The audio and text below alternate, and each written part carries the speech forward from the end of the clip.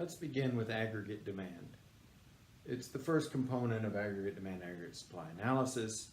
And aggregate demand, when we talk about things in aggregate, we talk about everything together. And demand is just demand for goods and services. So aggregate demand is really the demand for all the goods and services, or all of the demand for goods and services in an economy. What does that really mean? In practical terms, it means really the right-hand side of what we call the national income identity.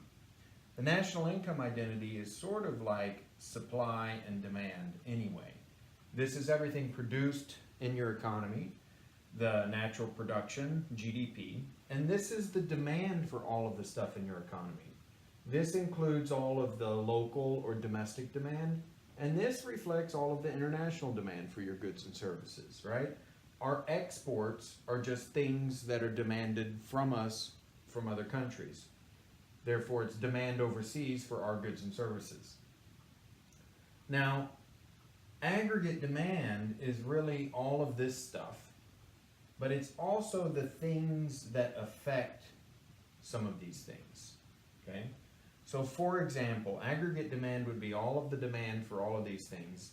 But if we want to think about what moves aggregate demand, we have to think about what moves consumption, investment, and net exports. Government spending is moved by votes in Congress.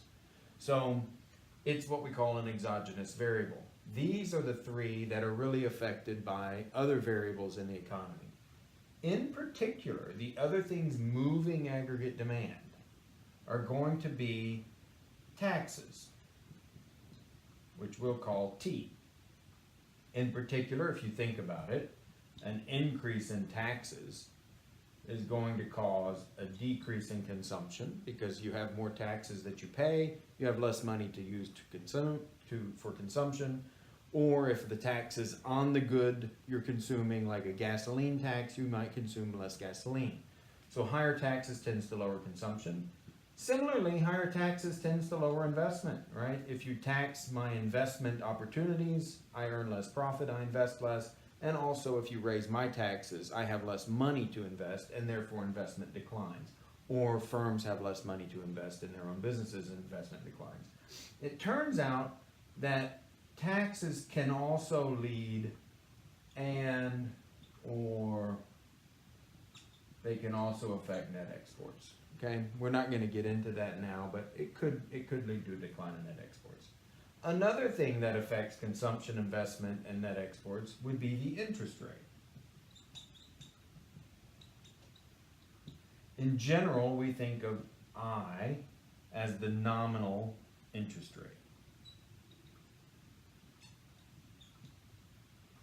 The nominal interest rate, if the interest rate goes up, similarly, it'll lower consumption, it'll lower investment, and it'll lower net exports.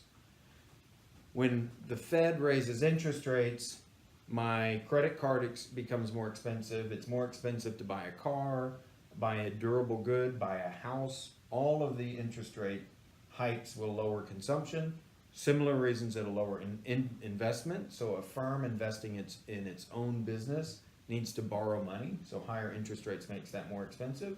And there are reasons it can affect the exchange rate and all kinds of things to make net exports drop as well. Now, interest rates are determined in large part by the nominal money stock. So I'll add it separate. And money, if you increase money, the amount of money in an economy, it will lower interest rates. But also it's very intuitive to think if you increase the amount of money in the economy, people will consume more, they'll have more money to invest, and it can also lead to an increase in net exports through the exchange rate mechanism. So higher money will increase those things. Higher taxes decreases those things, higher interest rates decreases those things. So it's often very expedient to write aggregate demand using all of this in a very handy way. and we'll say aggregate demand is a function of consumption, investment, government spending, net exports.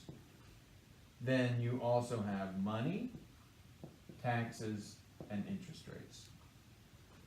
I like to use the shorthand that increasing consumption increases aggregate demand, so I put a plus. Increasing investment increases aggregate demand, so I put a plus. Increasing government spending means more demand in the economy, hence a plus. Increase of net exports, those are demand from abroad for our goods, increases aggregate demand for our goods. Increasing money supply increases CI and NX, so it also increases. But increasing taxes and increasing the interest rate will lower NX, I, and C. Therefore, increasing these has a negative effect on aggregate demand. So I use a shorthand like this to capture all of that.